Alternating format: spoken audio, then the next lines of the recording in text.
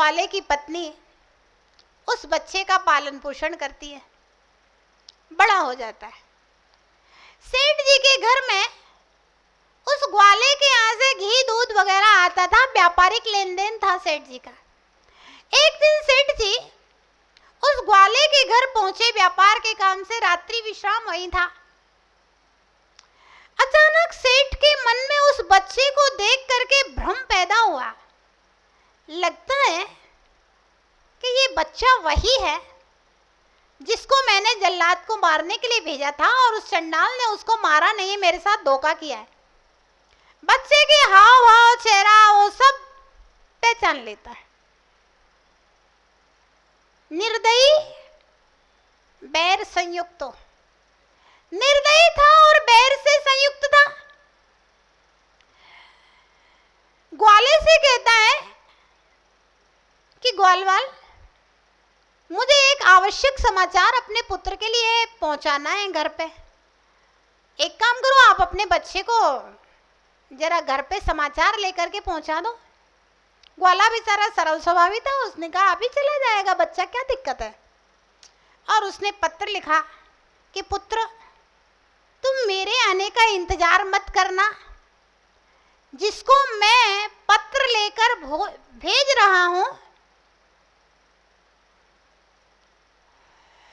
जिसको मैं पत्र लेकर भेज रहा हूं, उसको मार डालना। इस तरह से उसने समाचार भेज दिया। वो समाचार लेकर के जाता है, रास्ते में थक गया तो सो गया। सो जाता है तो वहां एक वेश्या आती है और वेश्या को पता नहीं क्यों उस बच्चे को देख करके प्रेम उत्पन्न होता है और वह सोचती है ये कौन है, क्या है। सोते हुए बच्चे की जेब में से वो चिट्ठी निकाल लेती है और पढ़ती है। पढ़ती है तो वो क्या करती है, एक पेड़ की लकड़ी तोड़ करके कलम बना करके अपनी आंख के काजल से उस पत्र को चेंज कर देती है।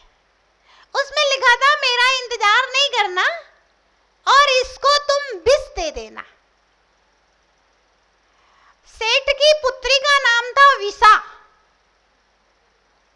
सेठ की पुत्री को वो वेश्या जानती थी। वो क्या करती है, वो विष के आगे एक लाइन खींच देती है काजल से, उससे उसी पत्र में।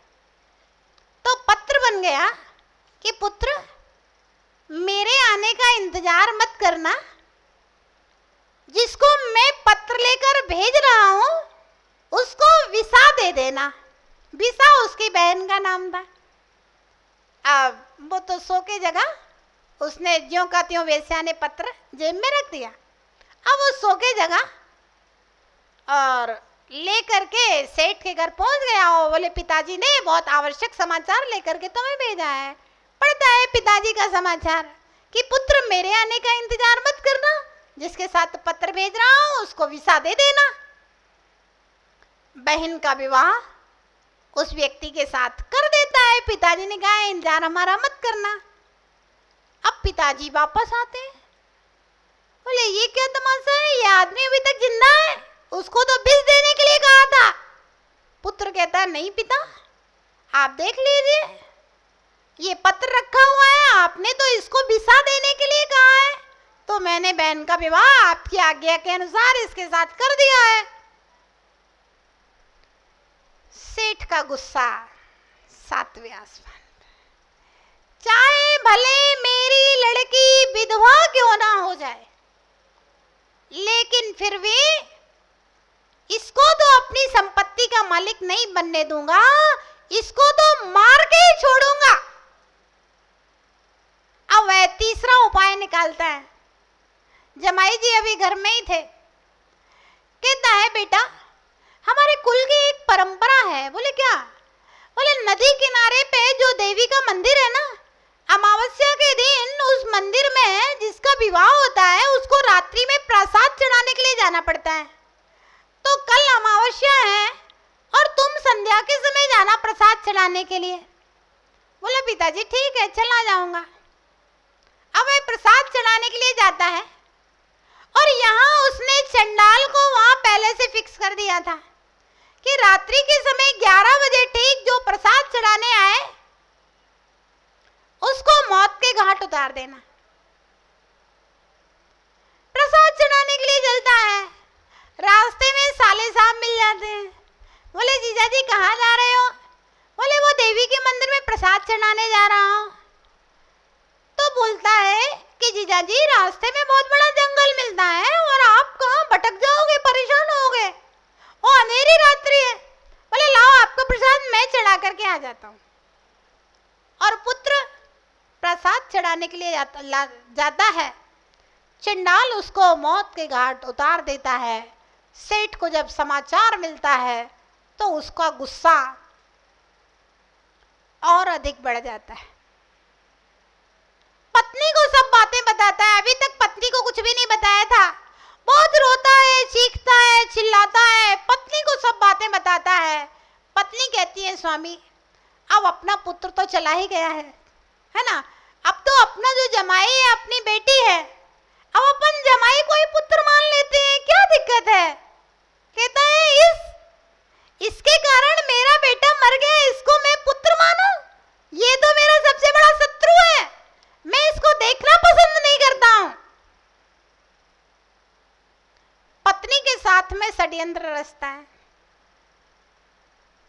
पत्नी लड्डू बनाती है। जो बड़े बड़े लड्डू थे उनमें जहर मिला देती है, जो छोटे छोटे लड्डू थे वो सही लड्डू थे। और पड़ोसन के यहाँ चली जाती है, बेटी से कह जाती है बेटी तेरा पति और पिता दोनों भोजन के लिए आएंगे तो उनको भोजन करा देना। एक बात ध्यान रखना कि जमाई जी है ना वो अपने मेहमान है मेहमान है, इसलिए मैंने उनके लिए बड़े बड़े लड्डू बना करके रखे हैं और पिताजी के लिए छोटे छोटे लड्डू बनाए हैं। तो पिताजी की थाली में छोटे छोटे लड्डू परस देना और अपने पति की थाली में बड़े बड़े लड्डू परस देना। ठीक है भैया। अब संयोग क्या हुआ, पिता और पति दोनों एक साथ खाना खाने बैठे और जब एक साथ भोजन करने वाले बैठे तो बेटी बड़े असमंजस में हो गई कि अब खाना परोस रहे हैं, अलग अलग खाते तब तो कोई दिक्कत नहीं है, बड़े लड्डू पति को परोस देते, छोटे लड्डू अगर छोटे लड्डू पिता को परोसते हैं, बड़े लड्डू पति को, तो पिता के मन में क्या आएगा कि 25 साल से मैं इसको पाल रहा हूं, आज शादी हो गई तो खाना खिलाने में ही भेदभाव कर रही है। उसने क्या किया, बड़े बड़े लड्डू पिता की थाली में परोस दिए और छोटे छोटे लड्डू पति की थाली में परोस दिए। और पति ने जैसे ही विष मिश्रित लड्डू खाए तो जहर चढ़ना शुरू हुआ। तब तक उसकी माता आ जाती है, पुत्री माता को बुलवाती है, पापा को पता नहीं क्या हो गया, बीमार हो गए हैं और एकदम से बेहोश हो गए।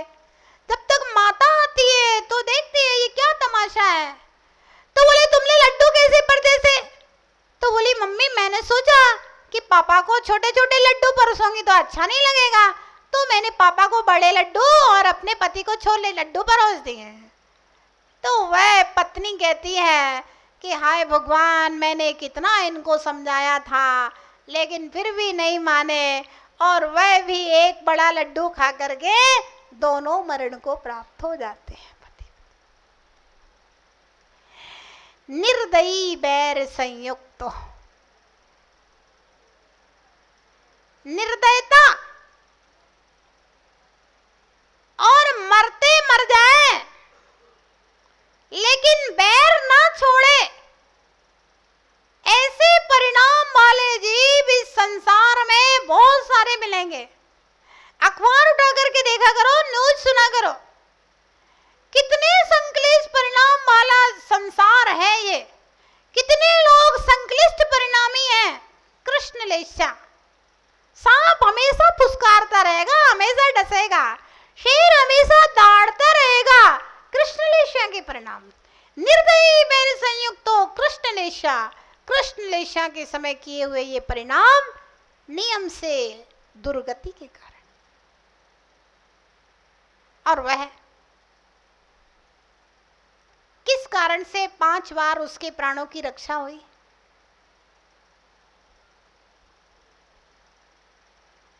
पिछले जन्म में मुनिराज से एक नियम लिया था।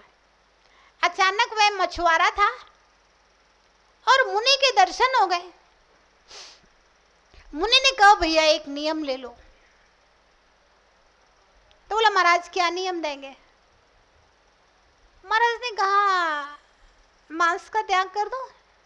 तो बोला ये तो संभव नहीं है, मैं तो मछुआरा हूं, मेरा तो काम ही ठीक यही है, मछली मारना रोज।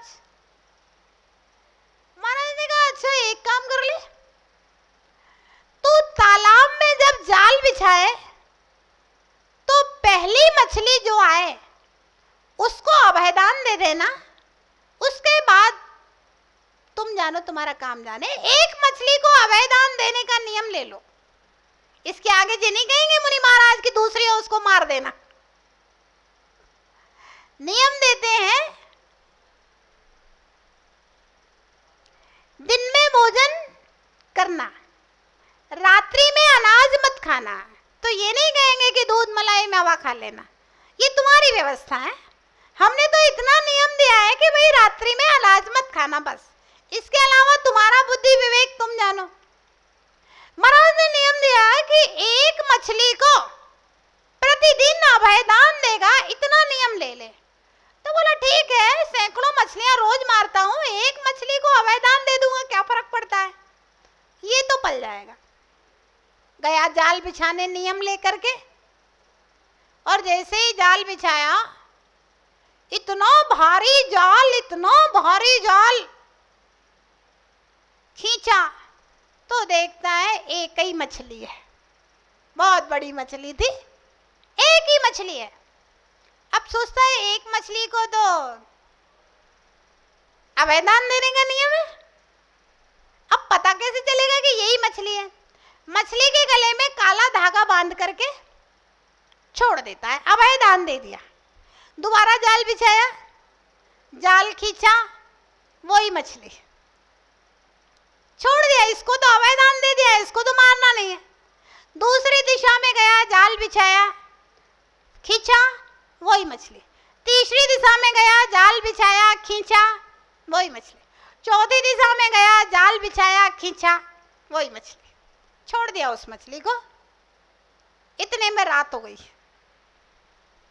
और खाली हाथ वापस घर आ गया। पत्नी ने गेट खोले, इंतजार कर रही थी पति कुछ लेकर के आते होंगे। खाली हाथ आया तो बोला खाली हाथ कैसे आए, काम पे नहीं गए, कुछ किया नहीं है, कुछ कमा के धमाके नहीं लाते हो। ध्यान रखना, जब तक पति कमा करके लाता है तब तक ही पत्नियों का प्रेम होता है। ये नीति कही गई है, शास्त्रों में लिखी है ये सब बातें कि जब तक पति कमा कर लाए तभी तक पत्नी का प्रेम होता है, और जिस दिन कमा के नहीं लाए उस दिन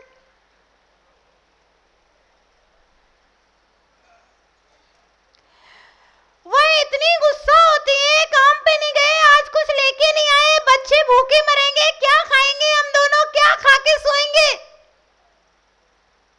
कहता है आज एक मुनि महाराज का दर्शन हुआ था और उन्होंने ऐसे ऐसे एक मछली को अभयदान देने का नियम दिया था, और 5 बार मछली निकली तो वही मछली निकली। क्या करता, नियम का पालन तो करना था, लिया था तो। पत्नी कहती है जब मुनि के नियम का पालन करना था तो जा अब इस घर से, मुनि के पास ही जाके गया, वहीं रह, वहीं खा, वहीं पी, और घर के दरवाजे से उसने धक्का दिया उसको और गेट बंद कर लिया। बेचारा क्या करे, वहां से उठ करके मोहल्ले में एक पेड़ था, उस पेड़ के नीचे पानी पी के सो गया तो रात में उसको एक सांप ने काट लिया। सर्प ने काट लिया तो सुबह मर गया बेचारा। सब लोगों ने देखा अरे ये आदमी मर गया, ये मर गया, उसका अंतिम संस्कार किया गया। तो पत्नी को बड़ा पश्चाताप हुआ। अरे रोज रोज तो पैसा लेके आते थे, अगर एक दिन लेकर के नहीं आए तो मुझे इतना तेज गुस्सा उनके ऊपर क्यों आया? आखिर मतलब गुस्सा समय समय पर आता है, लेकिन फिर भी प्रेम तो प्रेम ही है। अब जब उसकी अर्थी का संस्कार होता है तो वह भी उसकी अर्थी में कूद करके सती हो जाती है। कहती है जो नियम मुनि से मेरे पति का वही नियम मेरा, और मृत्यु को प्राप्त हो जाती। वह व्यक्ति 5 बार उसने मछली को अभयदान दिया था, 5 बार उसकी मृत्यु से रक्षा होती है अभयदान के फल से। और वह जो विषा नाम की पुत्री थी वह इसी की पत्नी मरकर के विषा बनी थी, और जिस मछली को अभय दान दिया था वह मछली मरकर के वह वेश्या बनी थी, जिसको उसे देख करके प्रेम उत्पन्न हो गया।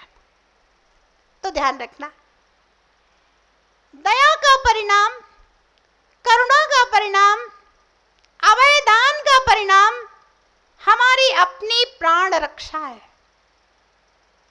पुण्यात्मा को अग्नि भी नहीं जलाती, पुण्यात्मा को विष भी नहीं मारता, पुण्यात्मा का तलवार भी घात नहीं करती। पुण्यात्मा राक्षस की गुफा में चला जाता है, वहां से भी निधियां लेकर के लौटता है। पुण्यात्मा को समुद्र भी नहीं डुबाता है, पुण्यात्मा श्रीपाल समुद्र से भी भुजाओं से तैर करके दूर हो जाते हैं। और ध्यान रखना, अहिंसा धर्म से बड़ा कोई दूसरा धर्म भगवान महावीर के द्वारा कहा नहीं। अहिंसा परमो धर्म, जो दूसरों की रक्षा करता है, अभयदान देता है दूसरे प्राणियों को, अहिंसा धर्म का पालन करता है, ऐसा साथी से पुण्य संचित करता है कि प्राणघात की स्थिति आने पर भी वह मरता नहीं है। पुण्य कर्म, अभयदान, अहिंसा धर्म उसकी रक्षा करने के लिए आ जाता है। इसलिए निर्दयता और बैर को त्याग करके, कृष्ण लेशिया के परिणामों को त्याग करके हम शुभ परिणाम बनाएं, और शुभ परिणाम भविष्य में शुद्ध का कारण होते हैं।